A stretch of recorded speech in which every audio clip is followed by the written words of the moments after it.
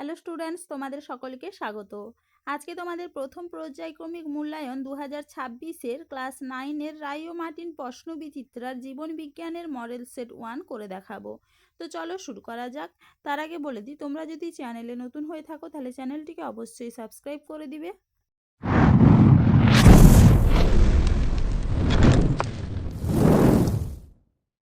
প্রথমে দেখে নিই বিভাগ ক। একের দাগে প্রতিটি প্রশ্নের সঠিক উত্তরটি নির্বাচন করে ক্রমিক সংখ্যা সহ বাক্যটি সম্পূর্ণ করে লেখো। প্রদত্ত কোন জোটটি সঠিক নয়? উত্তর হবে কি অপশন এ টিনোফোরা কোয়ানোসাইট। পরের প্রশ্ন কি আছে? স্তম্ভ 1 ও স্তম্ভ 2 এর মধ্যে সমতা বিধান করে সঠিক উত্তরটি নির্বাচন করো। এখানে উত্তর হবে কি অপশন ডি। পরের প্রশ্ন কি আছে? প্রদত্ত কোনটি প্রধানত পরিবহনের সঙ্গে সম্পর্কিত? উত্তর হবে কি অপশন সি যোগ কলা।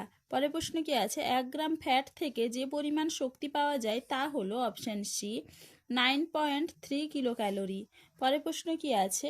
ভিটামিন সম্পর্কিত প্রদত্ত কোন বক্তব্যটি সঠিক নয় তা শনাক্ত করো। উত্তর হবে কি অপশন এ ভিটামিন পরিপাক ক্রিয়ায় নষ্ট হয়। চলো এবার দেখে নিই পরের প্রশ্ন।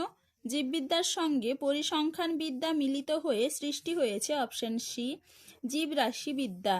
পরের প্রশ্ন কি আছে? প্রদত্ত কোনটি মিশ্র গ্রন্থি নয়? উত্তর হবে কি অপশন এ ফুসফুস। এবার দেখে নিই বিভাগ খ। শূন্যস্থান পূরণ করো। অ্যামাইনো অ্যাসিডগুলি ড্যাশ বন্ধনী দ্বারা যুক্ত হয়ে প্রোটিন গঠন করে। উত্তর হবে কি পেপটাইড। পরের প্রশ্ন কি আছে? ড্যাশ পর্বভুক্ত প্রাণীদের দেহে ম্যান্টল পর্দা উপস্থিত। উত্তর হবে কি মোলাস্কা। পরের প্রশ্ন কি আছে? শ্রেণীবিন্যাসের ক্ষুদ্রতম একক হলো ড্যাশ। উত্তর হবে কি প্রজাতি। চলো এবারে দেখে নিই 3-এর দাগে সত্য অথবা মিথ্যা লেখো। থাইমিন ও সাইটোসিনের মধ্যে দুটি হাইড্রোজেন বন্ধনী থাকে, এটা হবে মিথ্যা। পরের প্রশ্ন কি আছে? শুক্রাণুর পুচ্ছে উপস্থিত অ্যাক্রোজোম গঠনকারী কোষীয় অঙ্গাণু হলো গলগি বডি, এটা হবে মিথ্যা। পরের প্রশ্ন কি আছে? বাদুড় একটি স্তন্যপায়ী প্রাণী, এটা হবে সত্য। এরপরে দেখে নাও 4-এর দাগে এ স্তম্ভের সঙ্গে বি স্তম্ভের সম্পর্ক স্থাপন করে লেখো। কোয়াসার ভেট, এটা হবে কলয়েডীয় বস্তু। স্কারভি, এটা হবে ভিটামিন সি। উদ্ভিদের জল সংবহন, এটা হবে জাইলেম। ম্যাঙ্গানিজ, এটা হবে মাইক্রো এলিমেন্ট। এবার দেখিনি 5-এর দাগে একটি বাক্যে উত্তর দাও। প্রদত্ত 3টি একটি বিষয়ের অন্তর্গত, সেই বিষয়টি খুঁজে লেখো। সরল স্থায়ী কলা। পরের প্রশ্ন কি আছে? প্রথম জোটটির সম্পর্ক দেখে দ্বিতীয় জোটটি সম্পূর্ণ করো। মোলাস্কা ম্যান্টল পর্দা। ইউরোকর্ডাটা, এটা হবে টিউনিক।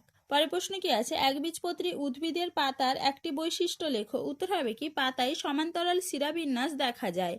পরের প্রশ্ন কি আছে? বিষদৃশ্য শব্দটি নির্বাচন করে লেখো। এখানে বিষদৃশ্য শব্দ হবে টিনিডিয়াম। এবার পরের প্রশ্ন দেখে নি। আমি একটি পর্দাবিহীন কোষ অঙ্গাণু এবং আমি জীবদেহে প্রোটিন তৈরিতে সাহায্য করি, আমি কে? উত্তর হবে কি রাইবোজোম। পরের প্রশ্ন কি আছে? মানব দেহের সবচেয়ে বড় লসিকা গ্রন্থির নাম কি? উত্তর হবে কি প্লীহা। চলো এবার দেখে নি বিভাগ গ। নিম্নলিখিত প্রশ্নগুলির সংক্ষিপ্ত উত্তর দাও।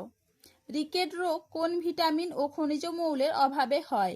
ভিটামিন ডির অভাবে হয় এবং খনিজ মৌল হবে ক্যালসিয়াম ও ফসফরাস। পরের প্রশ্ন কি আছে? প্রদত্ত বৈশিষ্ট্যের ভিত্তিতে ব্রায়োফাইটা ও টেরিডোফাইটার মধ্যে দুটি পার্থক্য লেখো। বৈশিষ্ট্য দুটি কি কি ছিল? উদ্ভিদ দেহের প্রকৃতি এবং সংবহন কলা। দেখে নাও উত্তরটা তোমরা। এবারে পরের প্রশ্ন কি আছে? অর্ধ স্বনির্ভর বা সেমি অটোনোমাস কোষীয় অঙ্গাণু বলতে কি বোঝো? উদাহরণ দাও। উত্তরটা তোমরা এখান থেকে এইটুকু লিখবে।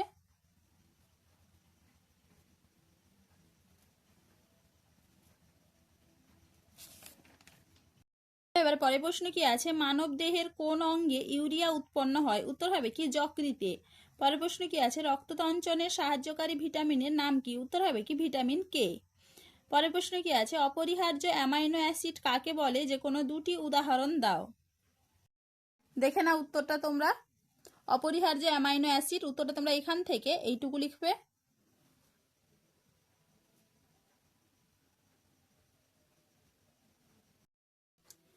চলো এবারে পরের প্রশ্ন কি আছে? দ্বিপদ নামকরণের যে কোনো দুটি নিয়ম লেখো। উত্তরটা তোমরা দ্বিপদ নামকরণের নিয়ম এখান থেকে তোমরা যে কোনো দুটি লিখবে।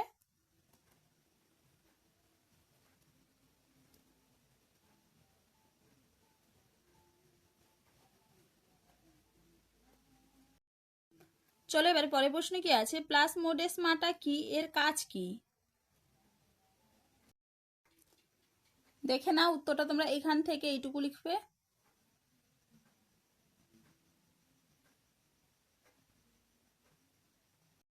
চলো এবার পরের প্রশ্ন কি আছে, ডিএনএ ও আরএনএ এর মধ্যে দুটি পার্থক্য লেখো।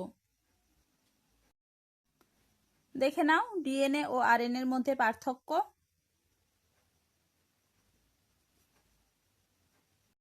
চলো এবার পরের প্রশ্ন কি আছে, কৃষিক্ষেত্রে আধুনিক জীববিদ্যার দুটি প্রয়োগ উল্লেখ করো। দেখে নাও কৃষিকার্যে আধুনিক জীববিদ্যার প্রয়োগ, এখান থেকে এইটুকু লিখবে। ভালো করে একটু দেখে নাও।